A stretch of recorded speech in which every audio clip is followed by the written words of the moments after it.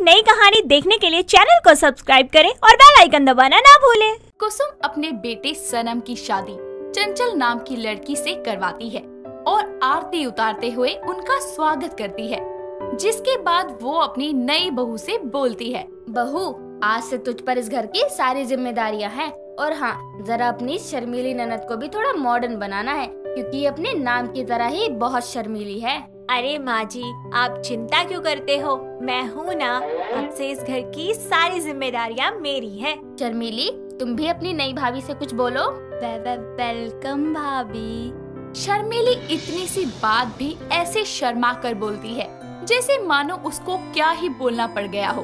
खैर इसके बाद चंचल और सनम अपने कमरे में आराम करने चले जाते हैं और कुछ देर में कुसुम शर्मीली को दूध के ग्लास देकर अपने भाई के कमरे में भेजती है, जहाँ जाकर शर्मीली बोलती है, भाभी वो माँ ने दिया है आप दोनों के लिए। अच्छा थैंक यू शर्मीली, चलो आओ कुछ देर बैठो मेरे पास। ना नहीं भाभी मुझे जाना है। शर्मीली इतना बोलकर शर्माते हुए वहाँ से चली जाती है और ये देखकर चंचल अपने पति सनम से बोलती है, तुम्हारी बहन बचपन से ही इतनी शर्मीली है या फिर दिमाग पे कोई चोट लग गई है? ये क्या बोल रही हो, कोई चोट वोट नहीं लगी, वो बचपन से ही कहीं नहीं आती जाती।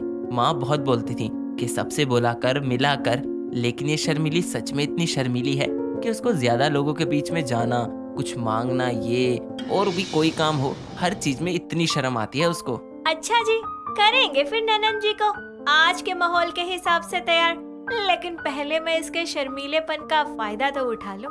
अगली सुबह चंचल रसोई में खाना बनाने आती है, जहां उसको शर्मीली दिखती है और वो अपनी चालाकी दिखाते हुए उससे बोलती है, शर्मीली दीदी आपको पनीर के पराठे और सब्जी बनानी आते हैं? जी भाभी आता है ना, मुझे माँ ने बनाना सिखाया है। अच्छा तो आप मेरी मदद कर देंगी? जी भाभी कर दूंगी। चंचल सारा खाना शर्मीली से बनवा लेती है, जिसके बाद वो जब सबको खाना खिलाती है तो सब उसके खाने की बड़ी तारीफ करते हैं, लेकिन वो ये नहीं बताती कि ये खाना उसने नहीं बल्कि उसकी ननद शर्मीली ने बनाया है। और शर्मीली तो शर्म के मारे वैसे ही कुछ नहीं बोलती और ऐसे ही अपनी चालाकी से चंचल सारा क्रेडिट खुद ले लेती है। दिन यूं ही गुजरते हैं। चंचल अक्सर शर्मीली के शर्मीलेपन का फायदा उठाकर अपने काम निकलवाती और ऐसे ही एक दिन चंचल को शॉपिंग के लिए पैसे चाहिए थे, जिसके लिए वो शर्मीली का सहारा लेते हुए अपने पति से बोलती है, सुनिए जी, वो क्या है ना, शर्मीली दीदी को थोड़ी शॉपिंग करवानी है, आप मुझे थोड़े पैसे दे देते तो। क्या शर्मीली को? उसने खुद बोला क्या कि उसको शॉपिंग करनी है?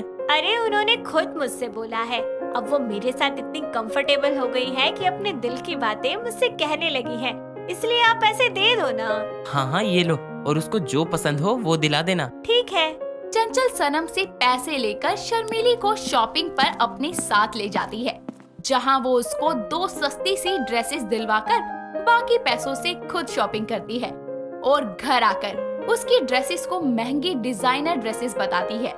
ऐसे ही चंचल अपनी चालाकी से अपनी शर्मीली ननद का फायदा उठाया करती, लेकिन एक दिन कुसुम अपनी बहू से बोलती है, बहू शर्मीली की भी उम्र हो गई है शादी लायक, कोई अच्छा सा लड़का देखना शुरू कर दे उसके लिए। अच्छा माँ जी, आपको दीदी के लिए कैसा लड़का चाहिए? बेटा लड़का अच्छा हो और जान पहचान का हो तो और सही रहेगा, क्योंकि तू तो शर्मीली का शर्मीलापन जानती ही है, उसको घुलने मिलने में बहुत समय लगता है। अगर कोई बाहर का लड़का मिल गया तो फिर दीदी के शर्मीलेपन से जो फायदा मुझे हो रहा है ना, वो मिलना बंद हो जाएगा। एक काम करती हूँ, इस शर्मीली की शादी अपने ही भाई से करवा देती हूँ, मेरा तो हर तरफ से फायदा ही फायदा हो जाएगा। बहू कहाँ खो गई? बताना कोई रिश्ता है या मैं अपने पंडित जी से बोलूं?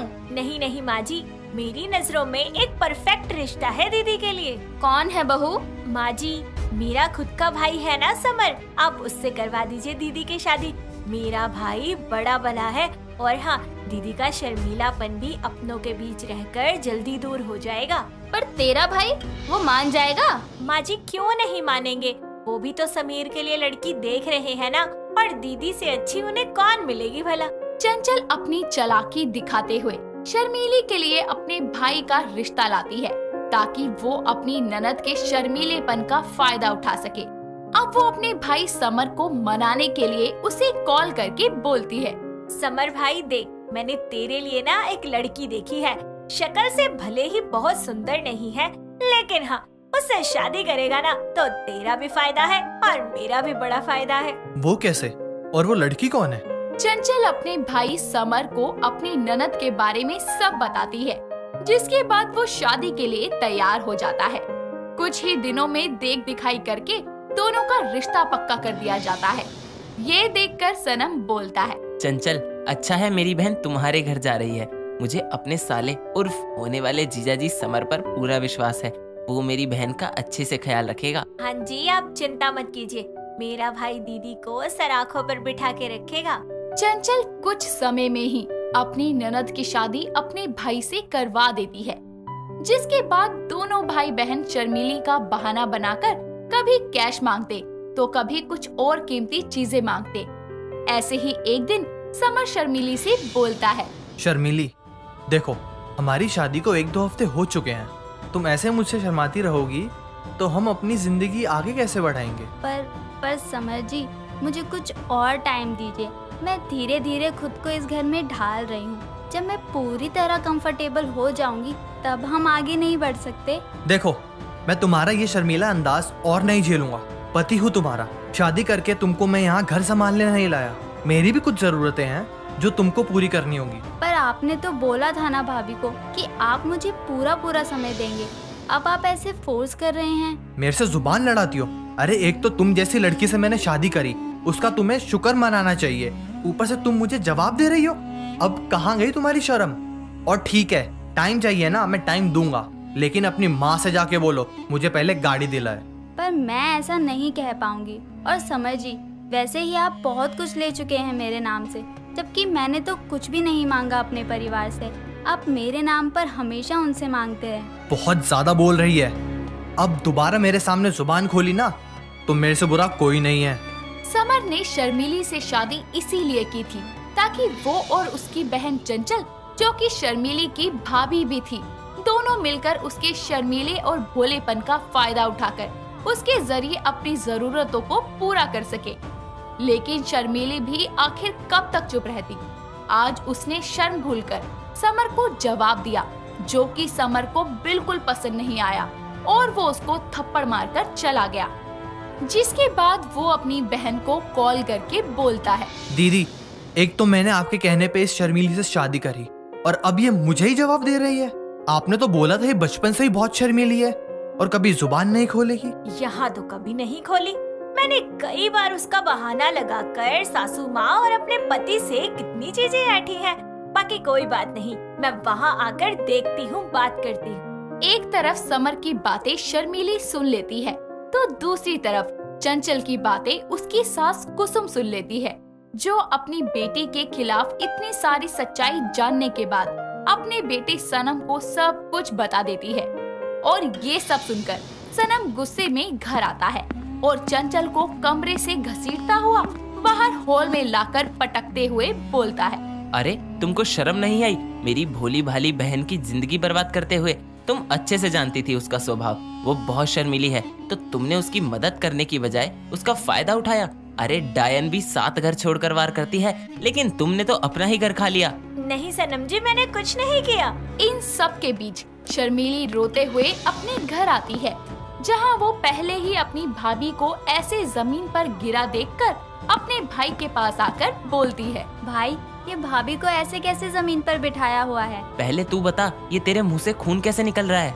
शर्मीली समर की सारी सच्चाई अपने भाई और माँ को बता देती है। ये सुनकर कुसुम बोलती है, बहू, तुझे मेरी भोली भाली बेटी ही मिली थी बर्बाद करने के लिए, लेकिन कोई नहीं, अगर मेरी बेटी तेरे भाई की बीवी है ना, तो तू भी शर्मीली के भाई की बीवी है, इसलिए हम तुझे घर से निकालते हैं। जा और अपने भाई के पास रह, उसे भी तो पता चले कि जब बहन पर दुख आता है तो कैसा लगता है। माँ सही कह रही हैं, निकलो हमारे घर से।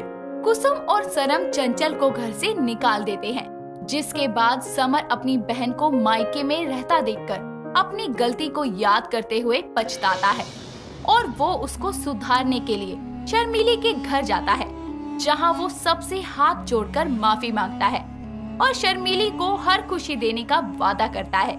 उसके साथ चंचल भी अपनी चालाकी दिखाने के लिए अपनी सास, पति और ननद से माफी मांगती है और सब एक बार फिर से नए सिरे से जिंदगी की शुरुआत करते हैं।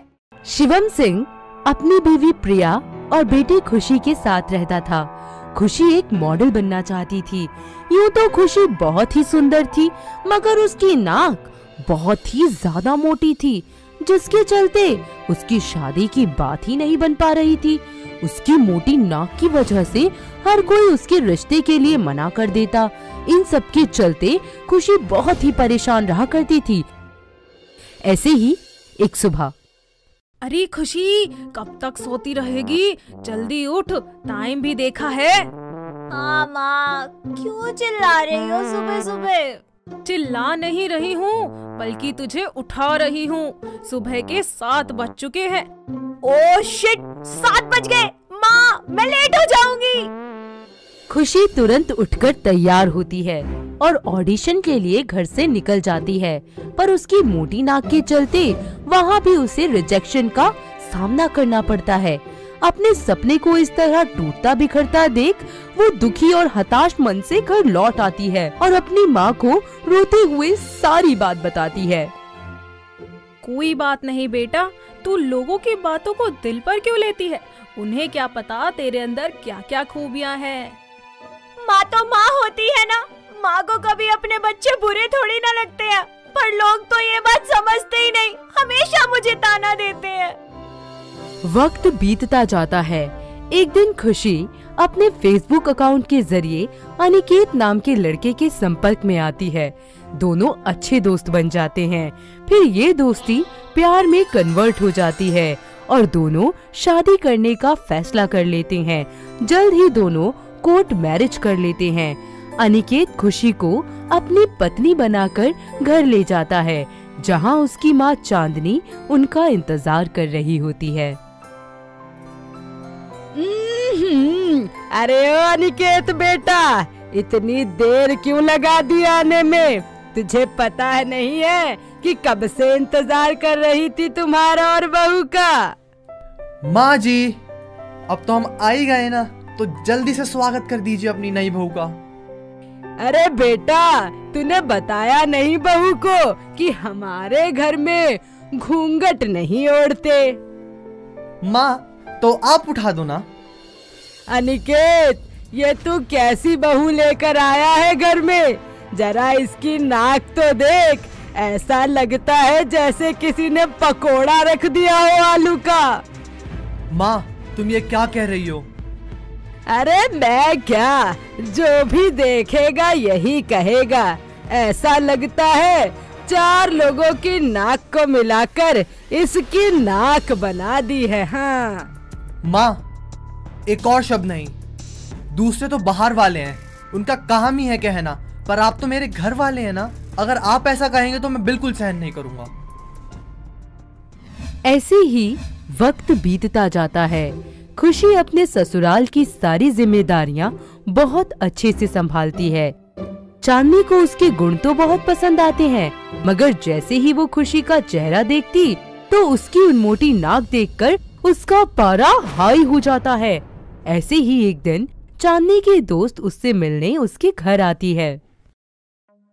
अरे क्या बात है चांदनी, तू तो अनिकेत की शादी के बाद हमसे मिलने ही नहीं आई, तो ले मैं ही आ गई तेरे पास। अरे अब तुझे क्या बताऊं, जब से बहू आई है बाहर जाने का मन ही नहीं करता। अरे तू खुद ही देख ले। अरे बहू, अरे नास पीटी डंकनी कलंकनी कहाँ मर गई? तभी खुशी ट्रे में मेहमानों के लिए चाय, बिस्कुट और नमकीन लाकर उस टेबल पर रख देती है और पैर छूकर हेतल का आशीर्वाद लेती है। जुग जुग जियो बेटा। अरे ये तो बहुत सुंदर है चांदनी। क्या खाक अच्छी है, इसकी नाक की वजह से पूरे मोहल्ले में मेरी ही नाक कट गई। बस इसलिए मैं घर से जरा कम बाहर निकलती हूँ। अरे नाक मोटा है तो क्या हुआ, नैन नक्श देख इसका, कितनी तो सुंदर है। अरे काहे के नैन नकस, जब भी घर से निकलो तो लोग हंसते हैं मेरे ऊपर कि देखो देखो इसका बेटा कैसी मोटी नाक वाली बहू लाया है। हाँ, लोगों का तो काम है बकवास करना, तू बस अपनी बहू के गुणों को देखा कर। तू मेरी दोस्त होकर भी मेरी दुख को नहीं समझ पा रही। हाँ ठीक है चांदनी, तू कहती है तो मैं चुप हो जाती हूँ, पर तू मेरी बातों पर गौर फरमाना। कुछ देर बात करने के बाद हेतल वहाँ से चली जाती है। ऐसे ही वक्त बीतता जाता है, मगर चांदनी का अपनी बहू के प्रति बर्ताव बिल्कुल सुधरता नहीं है। वो उसे भला बुरा कहने का और उसकी मोटी नाक का मजाक बनाने का कोई भी मौका हाथ से नहीं जाने देती। इन सब से दुखी होकर एक दिन खुशी अपने पति से कहती है, देखिए नानी के जी, मैं कितना भी कर लूं, कितनी भी सेवा कर लूं माँ जी की, पर वो तो हमेशा ही मुझे ताने देती रहती है, मुझे पसंद ही नहीं करती। अरे खुशी, तुम माँ की बातों का बुरा मत माना करो। वक्त बीतता जाता है, जो कोई भी खुशी को देखता वो उसके गुणों की खूब तारीफ करता, मगर चांदनी को तो बस अपनी बहू की मोटी नाक ही नजर आती थी। धीरे धीरे सास बहू का मन मुटाव बहुत ज्यादा बढ़ने लगता है, जिसके कारण आए दिन घर में खटपट होती ही रहती है। ऐसे ही एक दिन, अरे ओ पकोड़े जैसी नाक की, जरा इधर तो आ, मेरे पैर दबा। बस कीजिए मम्मी जी, बहुत हो गया आपका। अरे अगर मैं आपको कुछ कहती नहीं तो इसका मतलब ये नहीं है कि आपके जो मुंह में आएगा वही बोलती जाएंगी। हाँ तो इसमें गलत ही क्या है, तुझे देख के तो कोई भी बोलेगा पकोड़ी गुलगुला। माँ जी, आपको शर्म नहीं आती अपनी बहू का मजाक बनाते हुए? आखिर मेरी भी कोई इज्जत है, मैं भी अपनी पहचान बना सकती हूँ, देख लेना आप। हाँ हाँ, देखते हैं कि धोती को फाड़ के कौन सा रुमाल करती है तू अपनी पकोड़े जैसी नाक के साथ। मैं आपको चैलेंज देती हूँ कि मैं अपनी पहचान जरूर बनाऊंगी। खुशी अपने पति से बात कर अपनी मोटी नाक की सर्जरी कराने के लिए डॉक्टर से अपॉइंटमेंट लेकर उनसे मिलने जाती है, मगर डॉक्टर उसकी कॉम्प्लिकेशन बताकर उसे मना कर देती हैं। वो निराश मन से एक रेस्टोरेंट में जाकर बैठ जाती है। वहाँ उसे कोई भी टेबल खाली नहीं मिलता, इसलिए वो कुशाल नाम के आदमी के पास जाकर उससे टेबल शेयर करने के लिए पूछती है। एक्सक्यूज मी सर, क्या मैं यहाँ बैठ सकती हूँ? जी हाँ जरूर, क्यों नहीं। Thank you. वैसे आप तो मशहूर मॉडल कुशाल टंडन है ना? जी हाँ, आप जानती हैं मुझे? यस सर, मैं तो आपकी बहुत बड़ी फैन हूँ। आपका स्टाइल, वॉक, टॉक सब कुछ ऑसम है, ऑसम। जी शुक्रिया। वैसे आपकी तारीफ? जी मेरा नाम खुशी है और मैं भी मॉडल बनना चाहती हूँ, पर मेरी मोटी नाक के चलते कोई मुझे पसंद नहीं करता, सब लोग मेरा मजाक उड़ाते हैं। जी हुआ यूं कि मुझे एक मॉडल मिलने आने वाली थी, फिलहाल उसका कोई अता पता ही नहीं है। आप भी मॉडल बनना चाहती है क्या? जी हाँ, अगर एक बार चांस मिल जाए तो मैं जरूर ट्राई करूंगी। तो समझिए मिल गया। क्या आप मेरे साथ फोटोशूट करवाना चाहेंगी? खुशी उसके साथ फोटोशूट कराने के लिए तैयार हो जाती है। देखते ही देखते चारों तरफ उसका नाम हो जाता है। जो लोग उसे चिढ़ाया करते थे वो सभी भी उसकी कामयाबी देख अचंभित हो जाते हैं। साथ ही उसकी सास को भी अपनी गलती का एहसास होता है और वो उससे माफी मांगती है। इस तरह खुशी अपनी पहचान बना लेती है और लोगों के तानों का करारा जवाब देती है। तो दोस्तों, कैसी लगी आपको हमारी मोटी नाक वाली बहू? क्या आपके आसपास भी कोई ऐसी बहू है? तो हमें कमेंट करके जरूर बताइएगा। हाँ, दोस्तों अगर आपको ये कहानी पसंद आई तो इसे लाइक करें, शेयर करें और कमेंट करके बताएं कि कहानी में आपको सबसे अच्छा क्या लगा।